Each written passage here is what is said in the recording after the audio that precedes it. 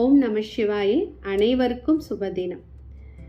பக்தர் கேட்கும் கேள்விக்கு அம்மா மிக அழகாக நமக்கு அருளுரையாகவே பதில் சொல்கிறார். கேள்வி: ஆன்மீக பாதையில் குருவிற்கு ஏன் அதிக முக்கியத்துவம் கொடுக்கிறார்கள்? அம்மா அதுக்கு சொல்கிறார், எந்த ஒரு வேலையையும் வழிகாட்டி இல்லாமல் கற்க முடியுமா? வாகனம் ஓட்டுவதற்கும் கற்பதற்கும் அனுபவமுள்ள ஓட்டுநர் தேவை. ஒரு குழந்தைக்கு கூட ஷூவின் நாடாவை கட்ட யாரோ ஒருவர் கற்றுக் கொடுக்க வேண்டும். ஆசிரியர் இல்லாமல் நீ கணிதத்தை கற்க முடியுமா? உண்மை என்னவென்றால் களவு செய்வதற்கு கூட பயிற்சி பெறுகிறார்கள். உலக வாழ்க்கைக்கே ஆசிரியர் அவசியம் என்றால் தொலைதூர பயணத்திற்கு ஒரு வரைபடம் உதவும்.